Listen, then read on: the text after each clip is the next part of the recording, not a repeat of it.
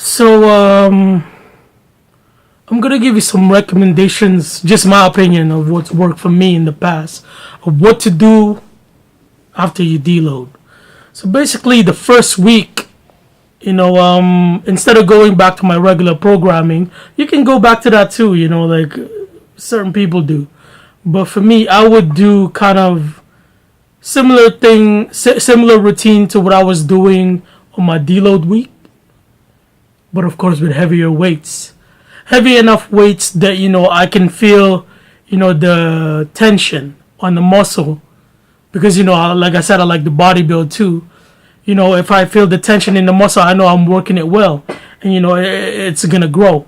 Basically, enough weight for it to encourage growth. You know what I'm saying? And basically, just for you to get a good workout, man. And I know some people will be like, boy, I want to do is like 90% of, my one rep max or something. Like, sure, you can do that, man, if you want to stroke your ego. But think about it, you're just getting off of a deload week. So maybe your joints and your muscles aren't fully healed up from all the other weeks of, getting abused by getting abused by you lifting some heavy ass weight. So be smart too, use your common sense, man. You know what I'm saying? Maybe you shouldn't go as hard as crazy as you normally would when it comes to the weight that you do after a deload. You know what I'm saying? Do like 70, 75, maybe 80% max. Just increase the reps, because with increased reps, of course, it promotes it promotes hypertrophy. Basically, it increases the time under tension on the muscle, and that's what gets you. If you're trying to build your chest because it's lacking, it's gonna help you with that. You know what I'm saying?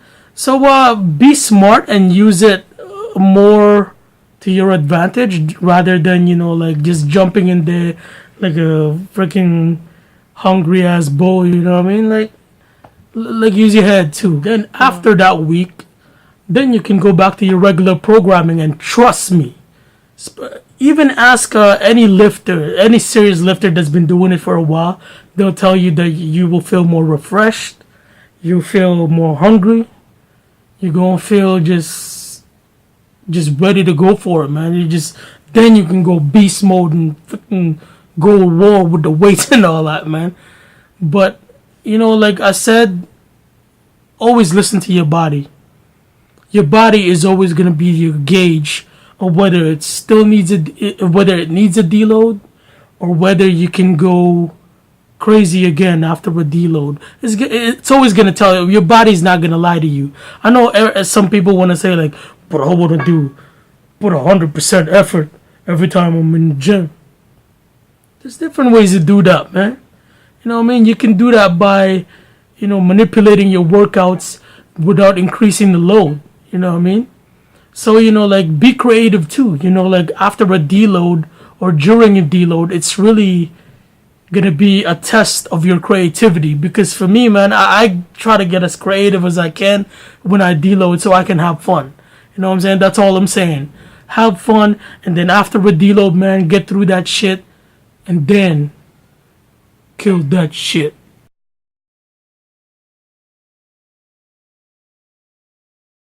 Well, here's a little bit of bonus things that I want to talk about in regards to deload.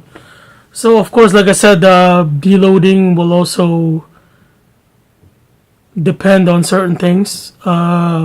Age is one of them, of course. So, if you're a little bit older, obviously you won't heal as quick.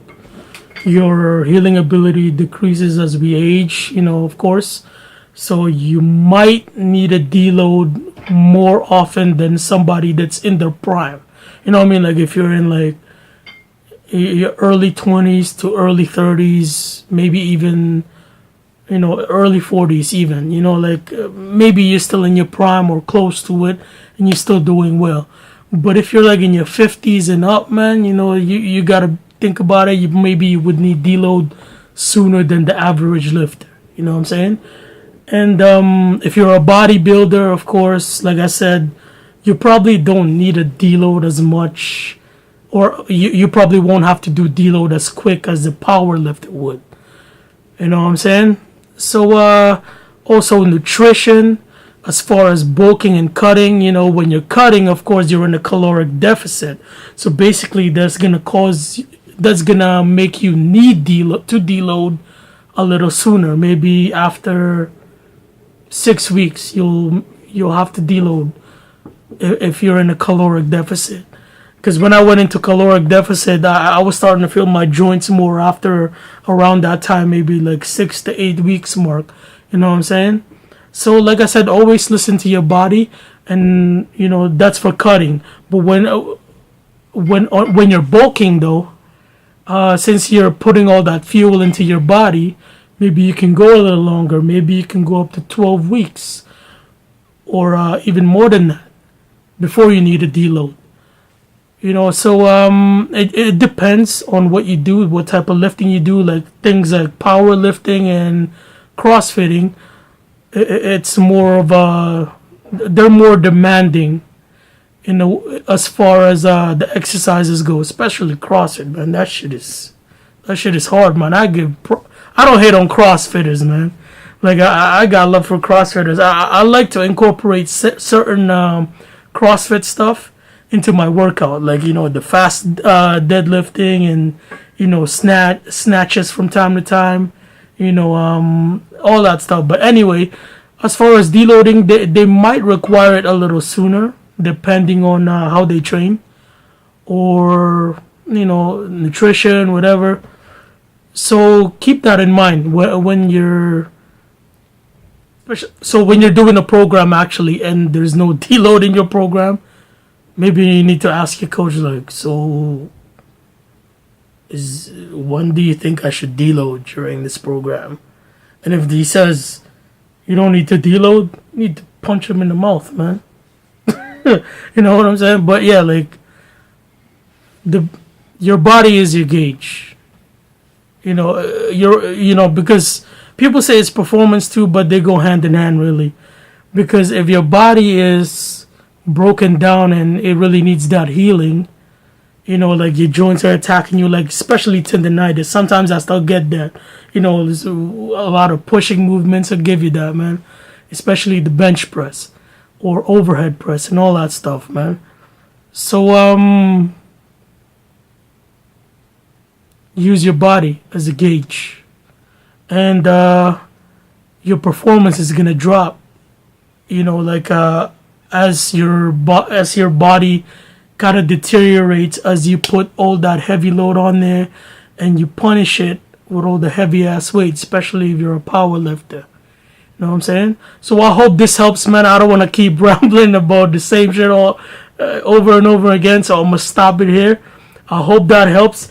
If you like the video, man, go and give me a thumbs up on there, man. Subscribe to the channel for more videos to come. Support your boy, man. Leave a comment. Whether you like the video, you hate the video, or whatever your opinion is on deload. Also, I got a question for y'all, man. How long does it take for you to go on a deload? What kind of things do you do when you're on a deload? As far as like exercises go, how do you switch them up and all that? You know, I'd like to see that too. I like to learn from everybody too, man. I don't know everything. Nobody does, man. I'm just sharing what I know with you from personal experience. You know what I'm saying? So yeah, like, subscribe. Share this if you really like it that much, man. If you think it's gonna help somebody, you know, if you think it's gonna help them understand the concept of deload, and comment and holler at your boy, man. Till next time. You know what? Keep being a savage. And to all my brothers and sisters in 9 out there, keep killing it in the gym. Peace.